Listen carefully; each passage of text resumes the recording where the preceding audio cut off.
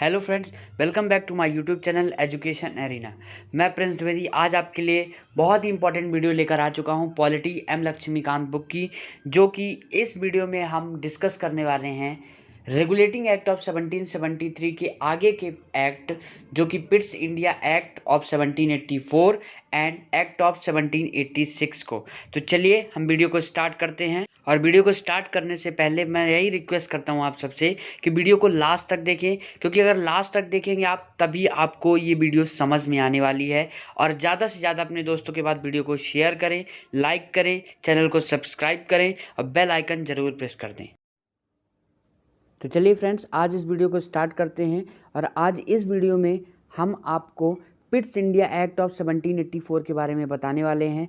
लेकिन उसको बताने से पहले मैं आपसे ये रिक्वेस्ट करना चाहता हूँ कि अगर आपने हमारी इस वीडियो की पहली वाली video means regulating act of 1773 नहीं देखी है तो उसका लिंक डिस्क्रिप्शन बॉक्स में दिया है, उसको जाके पहले देख लें, क्योंकि अगर आपसे वो समझ में आएगी तभी ये आपसे को समझ में आएगी। ठीक है, तो चलिए हम वीडियो को स्टार्ट करते हैं।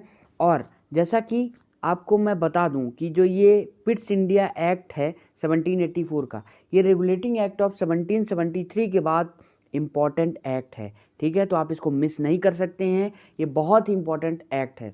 तो चलिए इसके फीचर के बारे में हम देख लेते हैं कि इसके फीचर क्या बोलते हैं।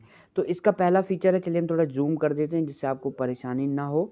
ठीक है, तो ये अब पहला पॉइंट क्या है, it distinguished between the commercial and political function of the company. तो थोड़ा हम इस बात को देख लेते हैं कि जैसा हमने पहली वाली वीडियो में रेगुलेटिंग एक्ट ऑफ 1773 में पढ़ा था कि जो ब्रिटिशर्स हैं वो ईस्ट इंडिया कंपनी के फॉर्म में 1600 में भारत आए थे। ठीक है ना, मीन्स 1600 में अंग्रेज भारत आए थे ईस्ट इंडिया कंपनी के रूप में व्यापार करने, ट्रेड करने आए थे। ठीक है, तो फिर उनको 1765 में उनको क्या मिला, पहली बार उनको पॉलिटिकल फंक्शन मिला।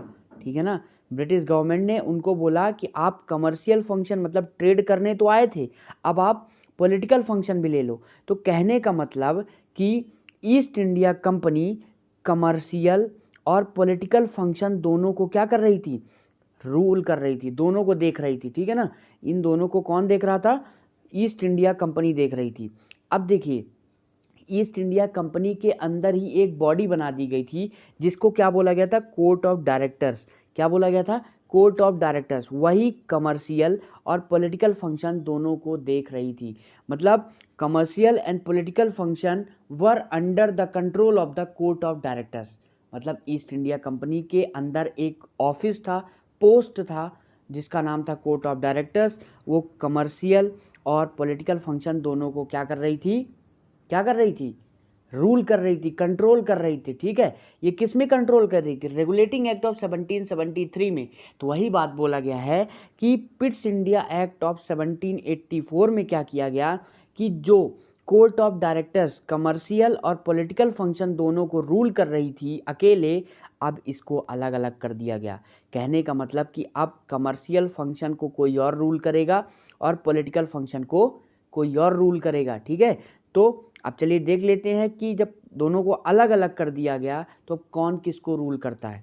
ठीक है, तो देखिए यहाँ पे क्या लिखा है नेक्स्ट पॉइंट में, सेकंड पॉइंट में, it allowed the court of directors to manage the commercial affair. ठीक है, क्लियर हो गया कि मतलब जो हमारा पहले वाला था, जो कोर्ट ऑफ डायरेक्टर्स दोनों को रूल कर रही थी, अब उसको पावर दे दिया गया कि now you will only rule the commercial affairs.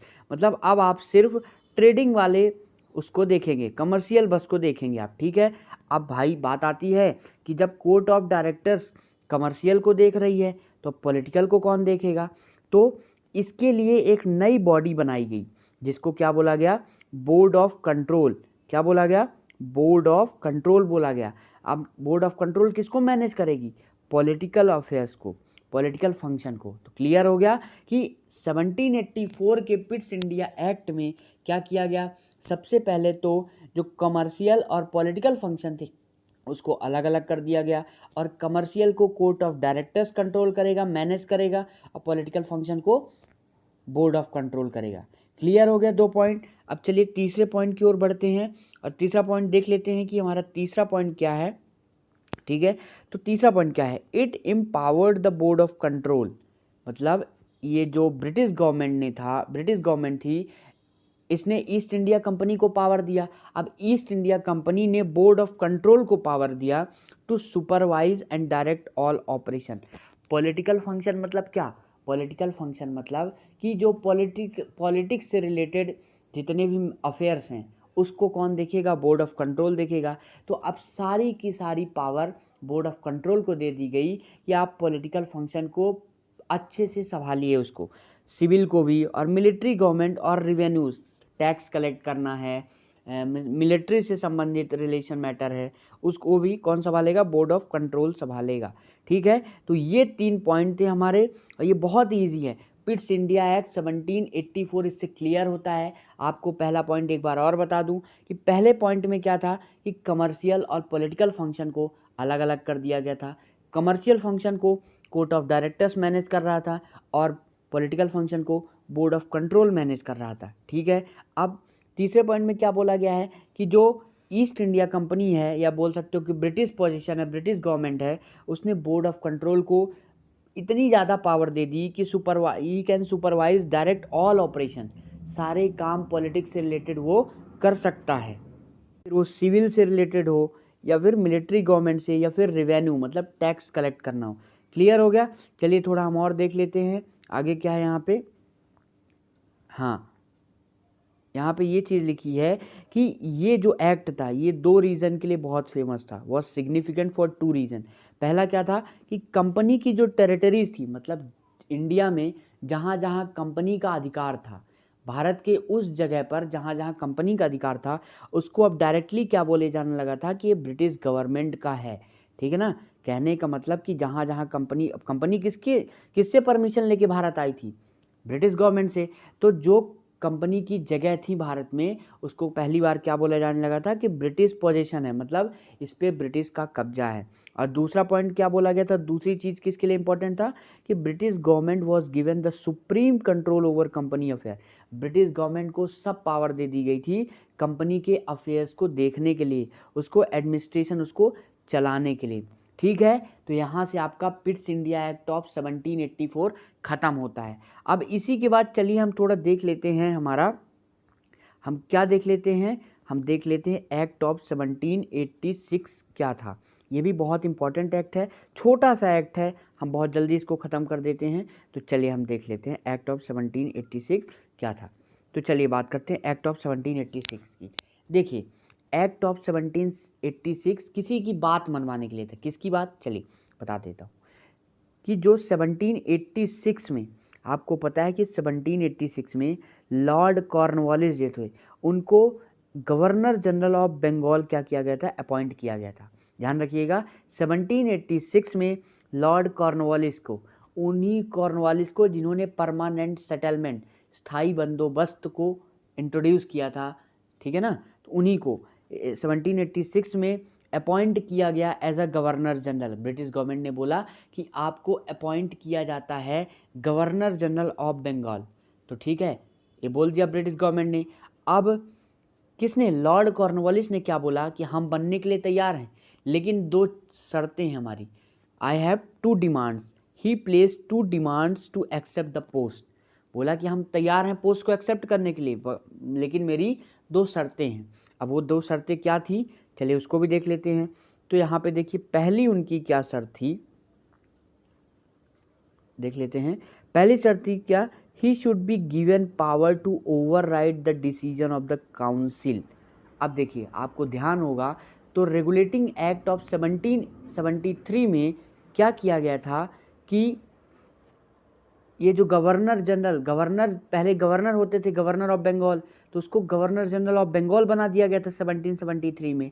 अब जब गवर्नर जनरल ऑफ बंगाल बना दिया गया था, तो उनकी मदद करने के लिए एक काउंसिल बनाई गई थी। ठीक है ना, कि आपको जब भी कोई काम करना है तो you have to take the help of council. ठीक है ना, जो काउंसिल बनाई जा रही है आपको उसकी बात माननी है और उसी के डायरेक्शन पर आपको काम करना है। ये कौन बोला? ब्रिटिश गवर्नमेंट ने किसको बोला? गवर्नर जनरल को बोला। ठीक है ना, कि काउंसिल की बात माननी है। ठीक है, तो लॉर्ड कॉर्नवालिस ने बोला कि उसी काउंसिल को ओवरराइड करने की पावर मुझे दी जाए। मतलब कि जब भी स्पेशल केस में ऐसा हो कि मैं उनकी बात ना मानूं फिर भी काम हो जाए। ये पहली डिमांड थी कि काउंसिल की हम बात ना माने, he should be given power to override the decision of his council. उस काउंसिल के डिसीजन को, जो निर्णय है उसको ओवरराइड कर सके। ये पहली डिमांड थी लॉर्ड कॉर्नवालिस की। अब चलिए देख लेते हैं दूसरी डिमांड क्या थी उनकी। दूसरी डिमांड थी he would also be the commander in chief.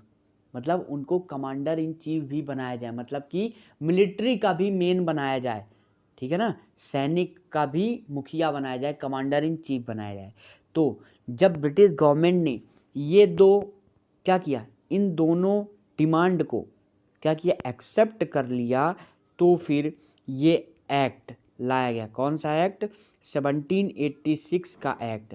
और इसलिए लाया गया था क्योंकि इसमें क्या किया गया था, इसमें लॉर्ड कॉर्नवालिस की सारी बातें मान ली गई थी। तो आज इस वीडियो में हमने क्या कवर कर लिया, Pitt's India act of 1784 and act of 1786। I hope that आपको पूरी चीज़ समझ में आई होगी, कंप्लीट चीज़ क्लियर होगी आपकी। और बहुत जल्द हम नेक्स्ट वीडियो भी अपलोड करने वाले हैं। लेकिन वीडियो को ज़्यादा से ज़्यादा अपने दोस्तों के पास, those who are preparing for the competition examination, उनके पास शेयर कर सकते हैं आप। वीडियो को लाइक करें और ऐसे ही चैनल के साथ बने रहें जिससे हमारी वीडियो आप तक पहुंचती रहे। और हाँ, बेल आइकन को ज़रूर प्रेस कर दीजिएगा जिससे हमारी लेटेस्ट वीडियोस आप तक तुरंत पहुंच जाए। चलिए, धन्यवाद।